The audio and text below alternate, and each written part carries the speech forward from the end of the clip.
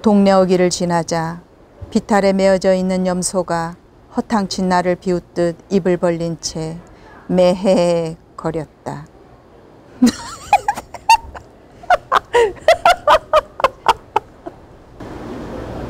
동네 어귀를 지나자 비탈에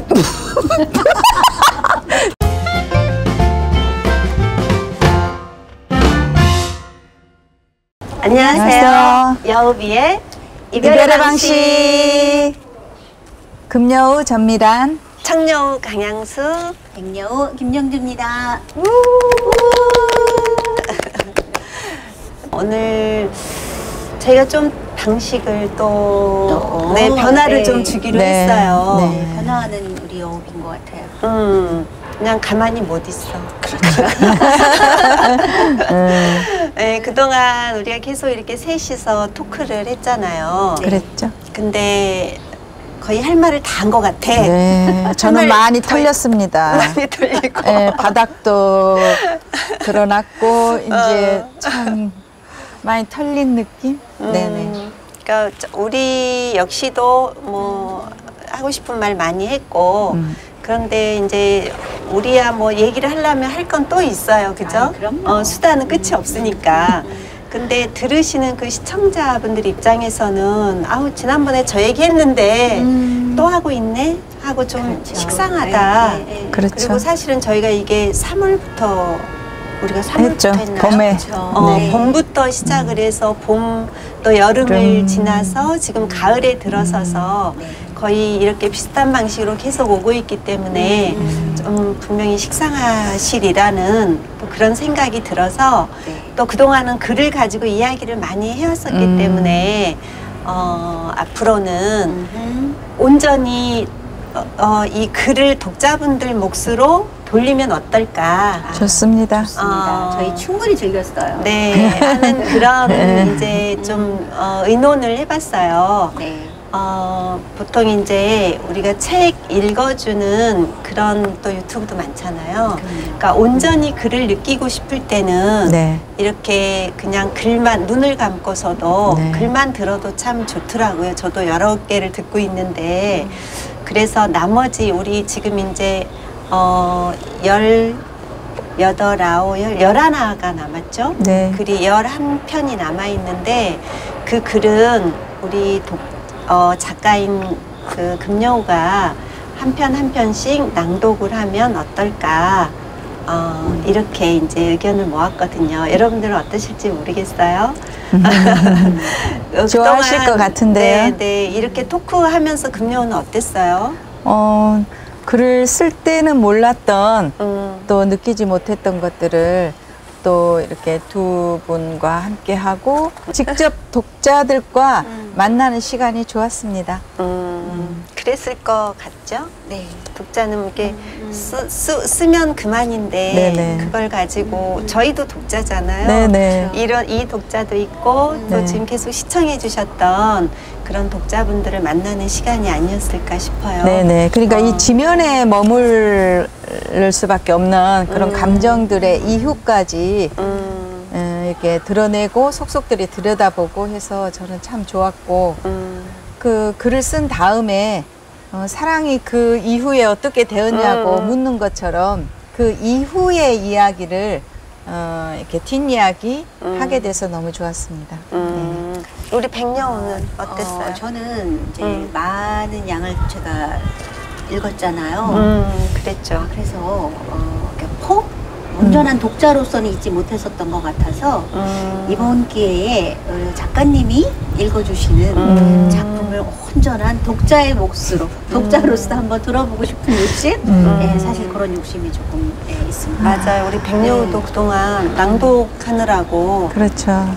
애도 많이 썼고 즐거웠습니다. 아니 지금 얘기한 거 네네. 들으니까 또 그랬을 수도 있겠다는 생각이 그쵸, 드네요. 그쵸. 네. 읽는데 너무 그 신경을 쓰느라고 그렇죠. 제대로 즐기지 못한 그런 부분도 있었을 것 같아요.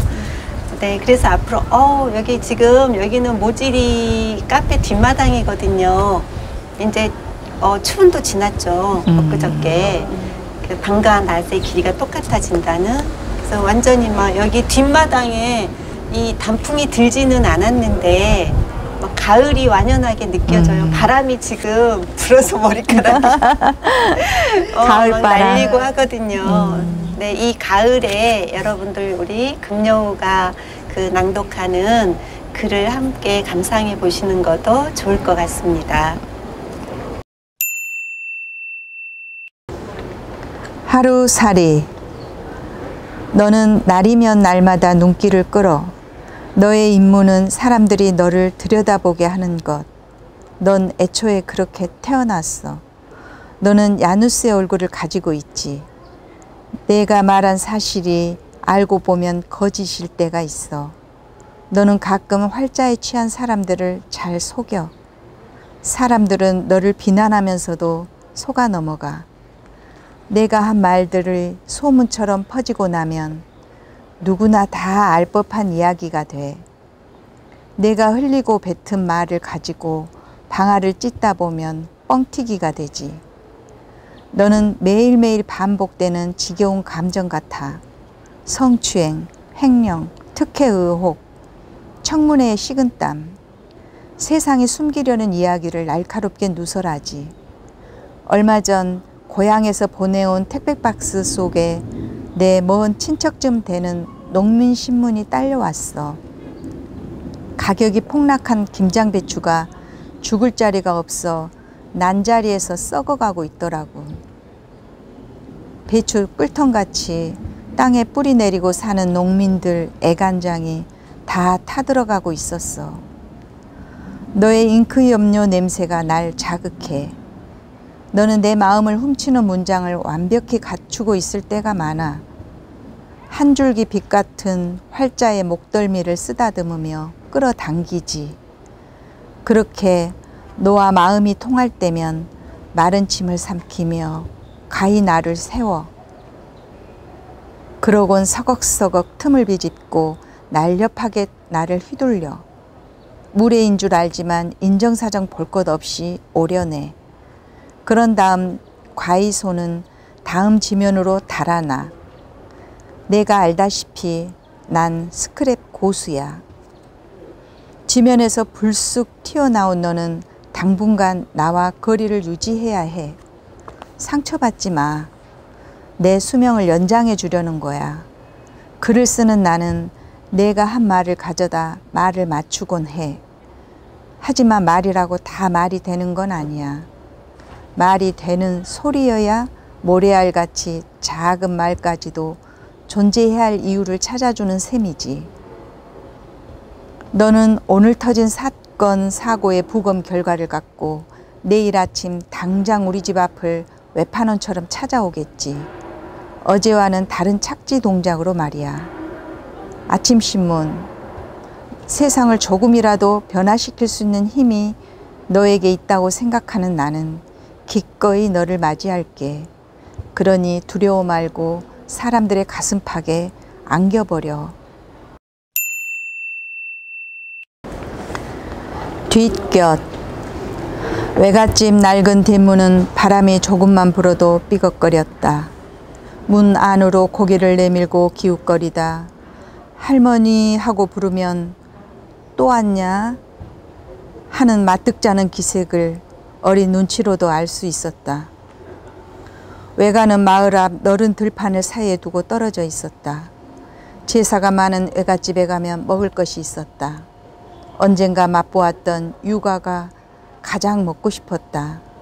갱년에 버무린 유과를 입안에 넣으면 살살 녹았다. 하지만 할머니가 그걸 내줄 리 없었다.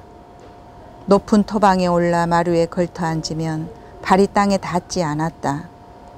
딴엔 기척을 내버려 두 다리를 앞뒤로 크게 흔들었다. 그러거나 말거나 할머니는 치막폭 바람만 일으키며 부엌과 마당을 분주히 오갈 뿐 내게는 관심도 없었다. 다른 집 외할머니들은 요것짜 먹어봐라 저것짜 먹어봐라 하면서 주전부리를 내놓는다는데 기다려도 할머니의 일손은 멈추지 않았다.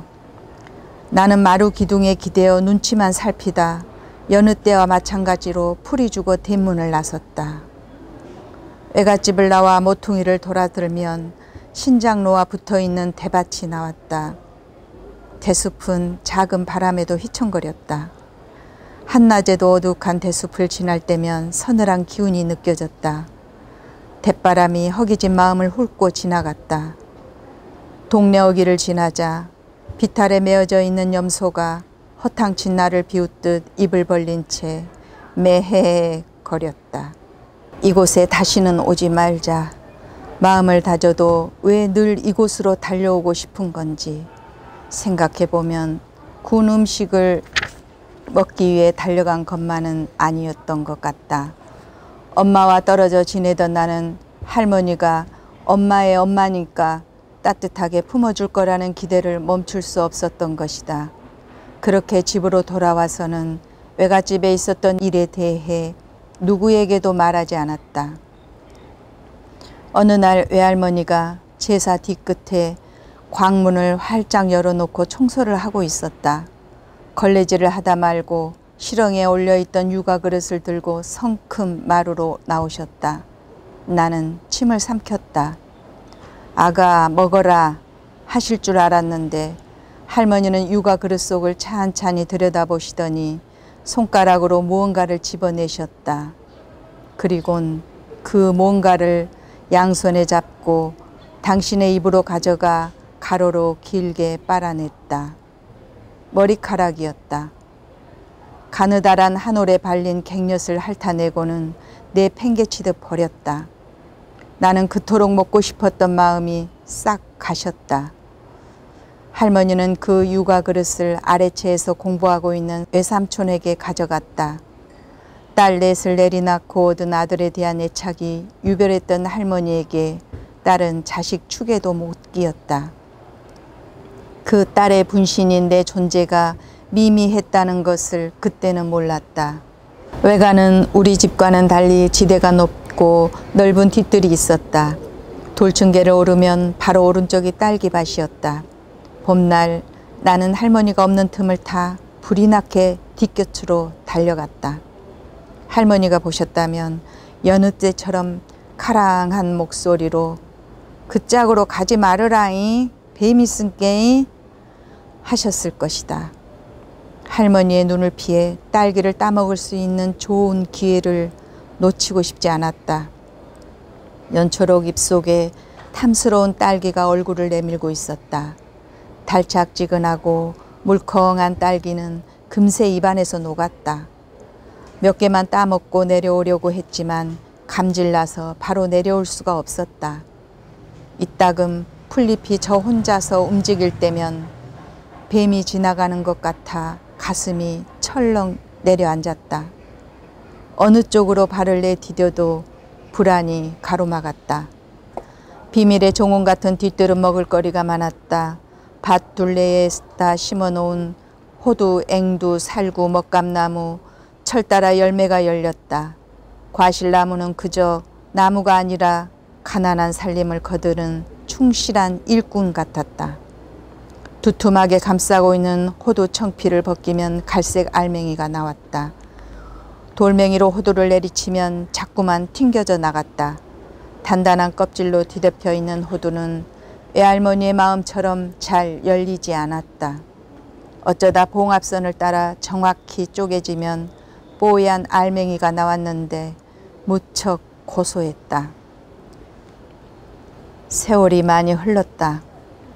대부분의 사람들은 지나간 일을 자기 식대로 편집해서 기억한다. 외할머니는 비바람에 긁힌 호두 청피처럼 푸른 나이에 청상이 된 굴곡진 삶 속에서 정작 당신은 달콤한 것을 마음 놓고 자시지 못했다. 나는 뒤늦게 할머니의 생을 이해하게 되었다. 이해한다는 것이 외할머니가 살아냈을 삶의 무게까지 알 수 있다는 건 아니다. 어릴 적 육친에게서 받고 싶었던 사랑이 내게 미치지 못했다면 부족했을 뿐 아예 없는 사랑이라고는 할 수 없을 것이다. 외할머니는 그 옛날 내주지 않는 것을 훔쳐 먹으려 들며 말없이 조르던 어린 손녀에 대한 기억이 남아있을까. 그만 죽이고 싶다. 토분에 심어진 남천을 보고 깜짝 놀랐다. 처음 우리 집에 왔을 때 보여주었던 생명력은 사라지고 칙칙하게 변한 잎들을 떨구고 있었다. 볕이 들어오는 곳이라곤 블라인드 틈이 전부인 곳에서 잘 견디는가 싶었는데 실현과도 같았을까. 새 잎을 틔워야 할 계절에 생기를 잃어가고 있는 남천은 할 말이 많다는 얼굴로 나를 바라봤다. 여러 날 물 주는 것을 깜빡 잊은 나는 한밤중에 잠들어 있는 녀석에게 물을 끼얹곤 했다. 그의 잠자리가 더부룩하리라곤 생각 못했다. 키만 멀대같이 큰 녀석이 더 살기를 포기한 것 같았다. 일주일에 2번 물을 주고 햇빛을 쬐면 무조건 산다고 했다. 빛이 가장 잘 드는 베란다에 놓고 물을 콸콸 부어주었다. 화분 밑구멍으로 귀여운 소리를 내며 물이 빠져나왔다. 작고 길쭉한 이파리를 바라보며 앉아있는 시간이 좋았다. 흡족하게 물을 마시게 한 다음 물끄러미 바라볼 때면 여린 이파리의 생명력에 마음이 닿는 것 같았다. 직사광선을 받도록 해주고 물을 열심히 주었다. 제법 튼실하고 빼곡하게 잎을 피운 남천은 늦가을부터 빨갛게 변하기 시작했다. 가지마다 각자의 속도와 사정이 있는 것처럼 제각각 물들어갔다. 어쩌면 저렇게 잎이 꽃잎 같을 수 있는지. 꽃을 피우지 못하지만 충분히 사랑받을 자격을 가진 식물을 보며 사람도 마찬가지 아닐까 하는 생각이 들었다. 제 아무리 화려한 꽃을 피우는 장미라도 꽃은 한 철이지만 잎은 사철이어서 좋았다. 바쁘게 집을 나서면서도 햇살이 잘 드는 곳에 옮겨두는 일을 잊지 않았다. 이제 남천은 주어진 자리에서 견디는 것 말고는 할 수 있는 게 별로 없어 보였다. 블라인드 그늘에서 이파리를 떨구고 있는 나무는 사라지는 데 시간이 필요해 보였다. 시들고 말라 비틀어지고 떨어지는 과정이 더디게 흘러갔다. 눈길이 닿지 않는 나무는 시름시름 앓으면서 공허한 기운을 내뿜었다. 그 모습이 처음엔 안타깝다가 나중엔 성가셨다. 화분을 엎어버릴까? 차라리 그만 죽었으면 했다. 몹시 갈증을 느끼고 있는 것 같았지만 돌보기에는 귀찮고 내버려 두기에는 마음의 짐이 되었다. 그래서 피해버렸다. 숨이 끊어질 때까지 방치했다. 나는 이런 식으로 손에 피 한 방울 안 묻히고 여러 차례 화분을 죽여왔다. 나의 냉담함은 무엇으로부터 비롯된 것일까? 말이 좋아 식물을 기른다고 하지만 사실 기른 것이 아니라 서서히 죽음으로 내몰았다. 그때그때 기분에 따라 충동적으로 사들이고 죽이고 후회하고 또다시 사들였다. 손길이 필요한 것들을 장식품처럼 보기 좋은 곳에 놓아두고 바라보는 것을 즐겼다. 얼마나 냉소적인 사람인지 화초를 들여오기 전 내가 어떤 사람인지 잘 알았어야 했다. 햇빛처럼 밝은 사람인지 그늘처럼 쌀쌀한 사람인지 게으른 사람인지 아무리 햇볕 잘 들고 바람이 잘 통하는 집에 살더라도 애정을 쏟지 않는다면 또 죽어나갈 수밖에 없다. 사랑도 관상용 식물 같다는 생각이 든다. 기분 내키는 대로 물을 주어 가습으로 숨 막히게 했고 햇빛을 좋아하는 줄 알면서도 옮기기 번거로워 실내에 두고 만족했다. 뿌리가 자랄 대로 자라서 분갈이를 해줘야 하는데도 바라만 보았다. 그저 죽을 때까지 안전한 거처가 되어줄 뿐이었다. 돈을 부른다는 속설이 있어 데려온 녹보수, 전자파 차단과 가습기 역할을 한다는 아레카야자, 공기 정화에 좋은 여인초, 가벼운 마음으로 사들여 먼 시선으로 쳐다보다 빈 화분이 됐다. 죽은 식물들을 한데 모아놓으면 내가 어떤 사람인지 서로 말하려 들지도 모른다. 생명력을 보여주었던 식물들이 사랑이라고 하는 게 그렇게 쉽지만은 않다는 걸음을 남겨주고 떠났다.